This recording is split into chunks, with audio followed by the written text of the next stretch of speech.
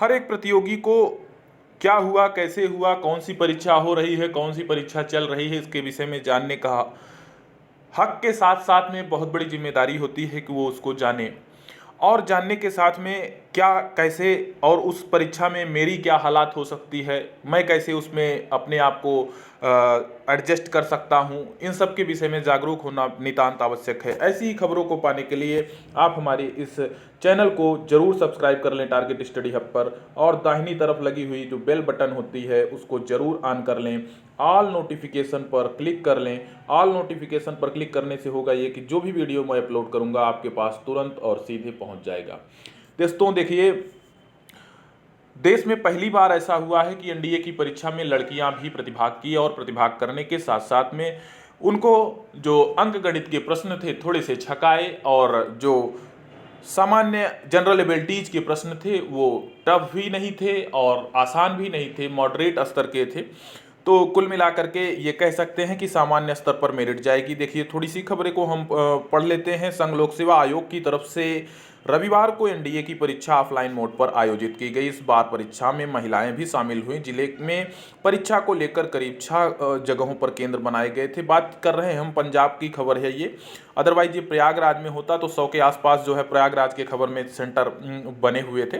तो ये सारी चीज़ें हैं। और आगे चलते हैं। इसमें देखिए, सभी केंद्रों पर परीक्षा कड़ी व्यवस्था के बीच करवाई गई। आर्य कॉलेज में परीक्षा देने पहुंचे विद्यार्थियों की घड़ियां उतरवा ली गई। इस दौरान कोविड गाइडलाइंस का सख्ती से पालन किया गया। विद्यार्थियों को मास्क के साथ प्रवेश दिया गया। परीक्षा कक्ष के अंदर एक डिस्टेंस के साथ में बिठाया गया। परीक्षा 2 शिफ्टों में 10 से दोपहर 12:30 और फिर दोपहर से शाम 4:30 बजे के बीच चली। पहली शिफ्ट में गणित, और हाँ देख लीजिए, पहली शिफ्ट में गणित का पेपर हुआ, जबकि दूसरी शिफ्ट में जनरल एबिलिटी। घुमारंडी के खालसा कॉलेज में बनाए गए सेंटर में सिरसा से परीक्षा देने पहुंची 18 वर्षीय मनप्रीत कौर ने बताया वह किसान परिवार से संबंधित है। पिता गुरप्रीत सिंह किसान हैं, वह देश की सेवा करना चाहती हैं, इसलिए एनडीए की परीक्षा दी। मनप्रीत के अनुसार मैथ का पेपर ठीक ठाक रहा। जनरल एबिलिटी का आसान था। वहीं चंडीगढ़ से आई 17 वर्षीय हर्षिता ने बताया मैथ काफ़ी टफ था, जबकि मेंटल एबिलिटी टेस्ट आसान था। इसमें साइंस, पॉलिटिकल साइंस, हिस्ट्री से जो सवाल पूछे गए थे वे आसान थे। वहीं भटिंडा से आई जसनदीप कौर ने बताया उनके पिता मजदूर हैं, वह एनडीए की परीक्षा इसलिए दे रहे हैं ताकि आगे चलकर देश के लिए कुछ कर सकें।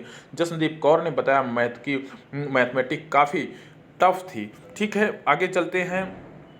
एक दूसरा जो थंबनेल पर आप नहीं देखेंगे क्योंकि थंबनेल थोड़ा सा छोटा हो जाता है और उसमें सारी खबरों को नहीं बताया जा सकता। जेई और नीट की परीक्षा जो कराने वाली एजेंसी है, अब फिट इंडिया के तहत फ्री क्विज टेस्ट भी ऑनलाइन कराएगी, जिसमें जो है काफ़ी जो स्कूल कॉलेज होगा उसको ठीक ठाक तरीके से एक अमाउंट दिया जाएगा। और जो अमाउंट होगा, मान लीजिए कि 15 लाख रुपए कॉलेज को दिया जा रहा है, 10% जो होगा उसका प्रतिभाग करने वाले अभ्यर्थी जो क्विज होगा उसको दिया जाएगा। मान लीजिए 15 लाख कॉलेज को दिया जा रहा है तो 1.5 लाख रुपए आपके जो है उस स्टूडेंट को दिया जाएगा।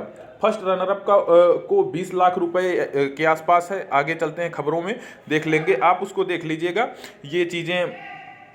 ये खबरें थोड़ी सी लंबी है। और मलिन बस्तियों और झुग्गियों में शिक्षा का अलग जगाएगी मोबाइल वैन, बात की हो रही है उत्तर प्रदेश के गवर्नमेंट की। आपको मैं बता दूं कि जो उत्तर प्रदेश में शिक्षा प्राप्त कर चुके हैं कितना दर दर की ठोकरें खा रहे हैं, चाहे वो शिक्षक भर्ती हो, चाहे वो यूपी की दरोगा भर्ती हो। आप देख लीजिए कि एक शिक्षित व्यक्ति कोर्ट के चक्कर काट रहे हैं सिर्फ और सिर्फ उम्र सीमा विवाद को लेकर के। और आप देख लीजिए कि किस प्रकार से सरकार उनकी बातों को अनसुना कर रही है और ये भी कहती है कि ये बच्चे बूढ़े हो चुके हैं, इनसे दौड़ नहीं लगाई जाएगी, ये दौड़ नहीं पाएंगे। जबकि इसी देश में, अपने ही देश में का एक भूभाग क्या कई भूभाग ऐसे हैं जो प्रदेश के रूप में बिहार कहा जाता है। बिहार के साथ साथ में आप बिहार में देखिएगा तो 37 वर्ष उम्र सीमा है। आप जो है महाराष्ट्र में देखिएगा तो 32 वर्ष अधिकतम उम्र सीमा अनारक्षित वर्ग का है, उसके बाद आरक्षित वर्ग का अलग से है। अब 37 वर्ष के बाद में अगर 5 वर्ष जोड़ दिया जाए तो 42 साल में अनारक्षित के बाद जो आरक्षित वर्ग होते हैं वो दौड़ सकते हैं। तो आप बता दीजिए कि यूपी के जो अधिकारी हैं, यूपी के जो गवर्नमेंट में बैठे हुए आला कमान है, इनका ये तर्क किस हद तक वाजिब है, जबकि ये 2017 में जाकर के एक हलफनामा दिए थे और हलफनामा में लोगों को ये बताए थे कि जो ये अभ्यर्थी हैं बिल्कुल अपनी तैयारी को धार देते रहें, मैं इनको दरोगा की भर्ती कराऊंगा। और उस दरोगा की भर्ती में मैं आपको बता दूं कि जो उस वक्त 22 वर्ष का था वो इंतजार करते करते 27 वर्ष का हो गया, और जब वैकेंसी निकली तो 6 महीने और आगे से जोड़ करके उनको जबरन जो है एक हिसाब से ओवर एज करार दे दिया गया। और उनकी इस बातों को इस कदर जो है नज़रअंदाज कर रही है सरकार कि अब आप देख लीजिए कि यूपी के 2 अधिकारियों को सुप्रीम कोर्ट के चीफ जस्टिस भी ये कह चुके हैं कि बड़े ही निरंकुश और घमंडी अधिकारी हैं, ये नाम लेकर के बाकायदा उनको संबोधित किया। तो ऐसे में जब शिक्षित व्यक्ति को इज्जत ना मिले तो शिक्षा प्राप्त करके आखिर आगे की जो पीढ़ी है उनको इज्जत कैसे दिला पाएंगे हम लोग, ये बहुत ही मतलब कि दुखद बातें हैं। अब मलिन बस्तियों में अलग जगहें या कुछ भी जगहें, इससे नहीं मतलब है, ये वही खबर है। और उसके बाद में जो है पढ़ाई से वंचितों को खाकी वह सारे साधन उपलब्ध करा रही जिससे उनको शिक्षा का मौका मिले, बच्चे समाज की मुख्यधारा से जुड़कर अपने सपने को पूरा कर सके। मैं आपको बताता चलूं कि ये सरकार की ऐसी जो सोच होती है वो सिर्फ और सिर्फ कागजों पर होती है। इसी क्रम में HCL फाउंडेशन और चेतना संस्था के सहयोग से कमिश्नरेट पुलिस द्वारा चलाए जा रहे नन्हे परिंदे कार्यक्रम के तहत रविवार को पुलिस आयुक्त आलोक सिंह ने मोबाइल शिक्षा वैन का उद्घाटन किया। वैन शहर के झुग्गियों में जाकर के ये जो गरीब और मलिन बस्तियों में रहते हैं उनको अलग जगाएंगे। अच्छी बातें हैं, शिक्षा की बात कोई भी करे अच्छा लगता है, लेकिन हरी झंडी दिखा करके जो अलग जगाएंगे, क्या ये बता सकते हैं कि जो व्यक्ति शिक्षित है, जो व्यक्ति टेट पास है, जो व्यक्ति शिक्षित है, जो व्यक्ति टेट पास है, जो व्यक्ति 28 नवंबर को टेट देने जा रहा है, क्या उनको नई शिक्षक भर्ती का जो तोहफा मिलना चाहिए? चुनाव के अवसर में भी आप नहीं दे रहे हो तो आगे आप क्या दोगे? ये भी बात आप बताते चलते तो पुलिस आयुक्त आलोक सिंह जो हैं, जो इसको उद्घाटन कर रहे हैं, काफ़ी अच्छा लगता। ये बड़े बड़े अधिकारी ऐसे होते हैं जो सरकार के साथ में सीधे सीधे इनकी जो है बैठक होती है, बातचीत होती है, और ये सरकार को दिशा निर्देश नहीं लेकिन अपने मिन्नतों के माध्यम से अच्छी सूचनाएं पहुंचा सकते हैं। लेकिन बात यह है कि अब आपकी जो इनकी जो कमियां हैं, इनकी भी कमियां होती हैं, इसको भी सरकार के लोग अन्य तरीके से जांच पड़ताल करवाते रहते हैं। सबकी जो है कुछ न कुछ नसें एक दूसरे से दबी हुई होती हैं, इसलिए सरकार को सब बताते हैं कि ठीक ठाक चल रहा है महाराज आपके जो है सरकार में। तो इसकी भी कमियां हो सकती हैं। मैं सरकार की ही पूरी कमी नहीं कहूँगा, ज़्यादातर जो है ऐसी जो खबरें आती हैं वो सिर्फ और सिर्फ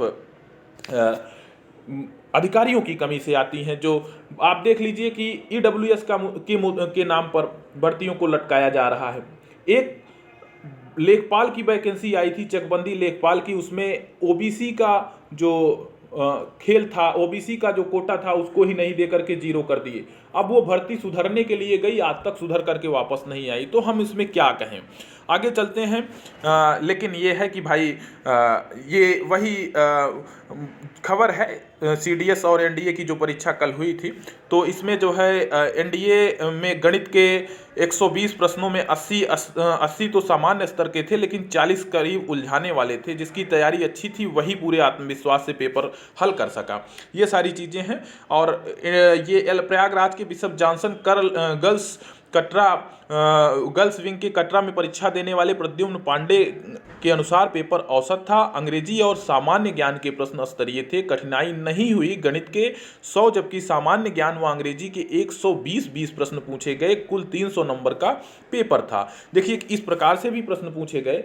आप इसको कमेंट बॉक्स में लिख सकते हैं अगर आप इसको सुनते हैं तो। जहां आरा की लिखी शेख मोइनुद्दीन चिश्ती की जीवनी किस नाम से जानी जाती है? अगर आप इसका आंसर कमेंट बॉक्स में लिखेंगे तो काफ़ी अच्छा लगेगा।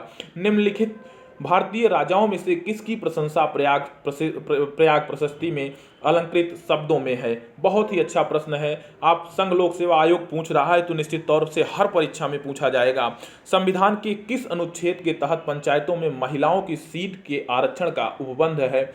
ये भी बहुत ही, तीनों प्रश्नों का जवाब इस प्रकार से कुछ प्रश्न पूछा गया था। कल के एनडीए और सीडीएस के जो परीक्षा आए थे, इस प्रकार से जो है पूछा गया था। आप पेपर को भी मैं कहीं से भी पाऊंगा तो जीएस के प्रश्न को हल करा करके जो है हल करके आपके इस चैनल पर डाल दूंगा, टारगेट स्टडी हब पर। आप इसको सब्सक्राइब कर लें।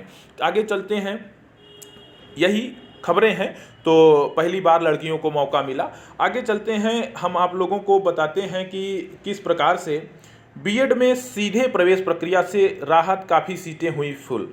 देखिए हुआ क्या था कि पूल और जो है काउंसलिंग और जो पूल के माध्यम से बीएड के कॉलेजों में मुख्य काउंसलिंग और पूल काउंसलिंग के बाद 1.5 लाख सीटें बच गई थी। सीधे प्रवेश का राउंड उनके लिए मुफीद साबित हुआ। रविवार को सीधे प्रक्रिया का अंतिम दिन था। देर तक शामिल जानकारी के अनुसार बची सीटों में 94,554 प्रवेश हो चुके थे। प्रवेश प्रक्रिया रविवार को मध्य रात्रि तक चली और समिति को पूरी उम्मीद है, हालांकि लखनऊ के कुछ जगहों से शिकायतें मिली, कुछ प्राइवेट बीएड कॉलेज दाखिलों के नाम पर मनमानी वसूली कर रहे हैं। मैं आपको बता दूं कि जो भी बीएड कॉलेज हैं प्राइवेट, ये सभी के सभी ज़्यादातर नेताओं और मंत्रियों के होते हैं। मैं आपको बता दूं कि जो राज्य है ये लोगों को मुफ्त शिक्षा की गारंटी देता है, लेकिन आगे चल करके बीएड की बाध्यता लगा करके या फिर कहीं पर जो अन्य स्पेशल टाइप की जो भी डिग्रीज होती हैं उनको लगा करके फिर उसके बाद में चाहे बीएससी नर्सिंग हो, एएनएम हो, जीएनएम हो, जो सामान्य वर्ग के अभ्यर्थी होते हैं, जो गरीबी से अपनी शिक्षा प्राप्त करते हैं, जो बीए करते हैं, जो इंटर करते हैं, लेखपाल बनने की कोशिश करते हैं, इनके लिए कुछ भी बचता नहीं है। इनके हाथ में बचता है तो वही डबडबाई आंखों से इंतजार, जिसे कि आप जो 2014 के बाद से लगातार लेखपाल भर्ती का इंतजार कर रहे हैं जब आप इंटर हैं। उसके बाद में इस बीएड में अगर आप सामान्य व्यक्ति हैं, आपके घर में 2 वक्त का भोजन नहीं जुड़ता है, तो आप बता दीजिए कि पेमेंट से आप बीएड कैसे करेंगे। और जो सरकारी कॉलेज है उसके लिए फाइट इस कदर है कि आपको शहर में जाकर के कहीं ना कहीं कोई ना कोई कोचिंग लेना पड़ेगा, तो ऐसे में आप वो भी नहीं ले सकते हैं। तो सामान्य व्यक्ति के लिए कुछ भी नहीं है। आप ये कह सकते हैं कि हैंड टू माउथ व्यक्ति उठा ले हाथ में फावड़ा। आखिर बता दीजिए कि जो कृषि क्षेत्र है, प्राथमिक सेक्टर है, उसमें कितने प्रच्छन्न बेरोजगारी की जो आप लोग प्रश्न सॉल्व करते हैं, उसमें कितने लोगों का पालनहार बने। सरकार को कुछ तो करना चाहिए। सरकार को कम से कम एटलीस्ट बीएड की फीसें उस पर जो है लगाम लगानी चाहिए और कुछ ऐसे लोगों को जो इस पर कब्जा है प्राइवेट कॉलेजों में, उस पर कुछ न कुछ लगाम कसना चाहिए। चलिए आगे चलते हैं हम।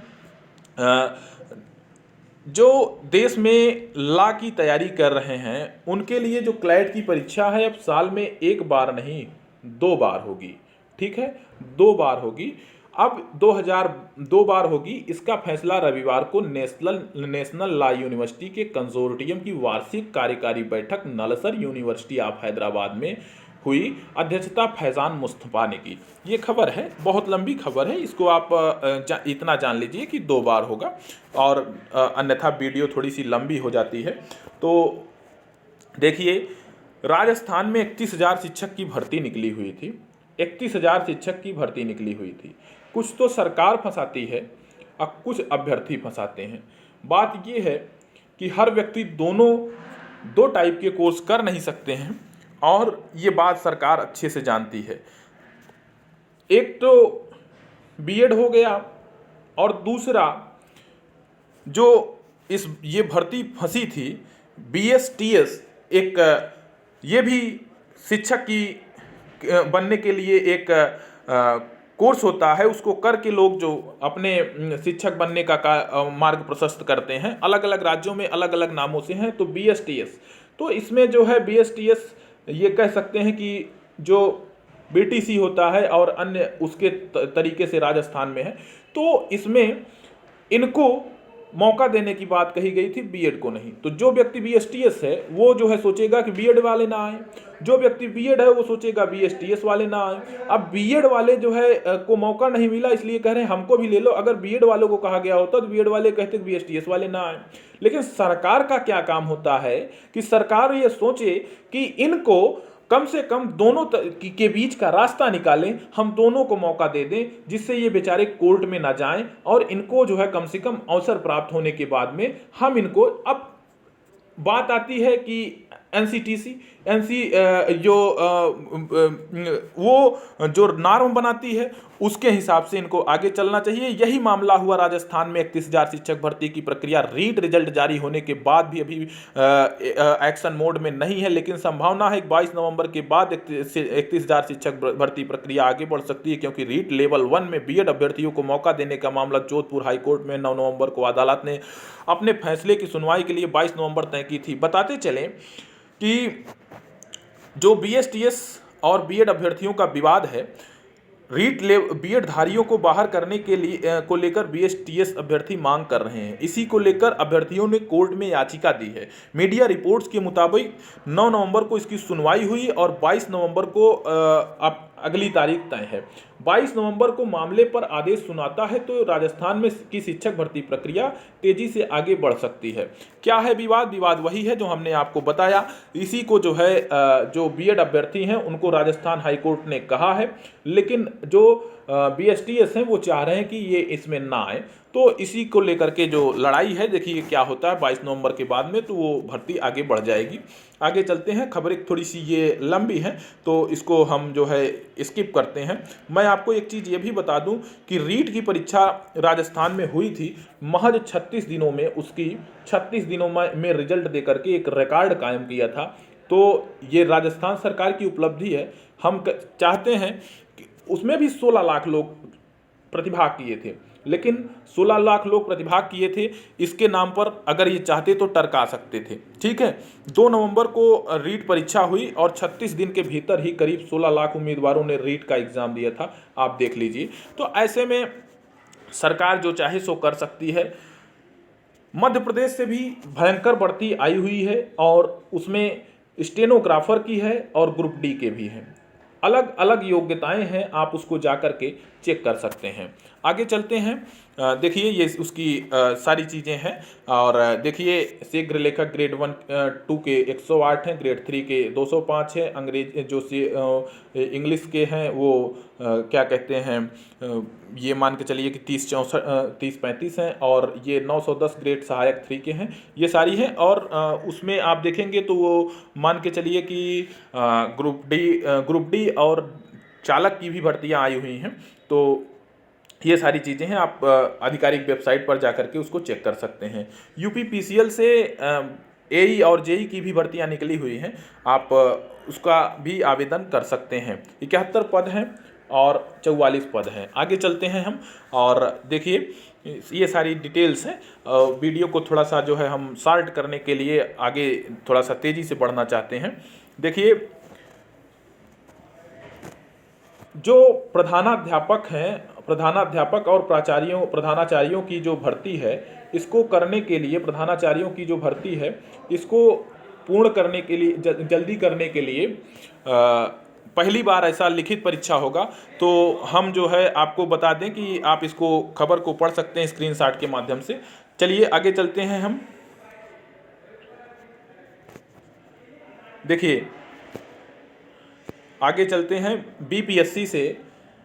बीपीएससी से जो 67वीं बीपीएससी परीक्षा है, 700 के आसपास पद हैं और 700 के आसपास ही एक पद पर दावेदार हैं।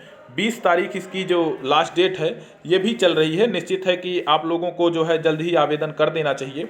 देखिए वीडियो काफ़ी लंबी जो है हो रही है, तो हम इसको जल्द से जल्द ख़त्म करना चाहते हैं।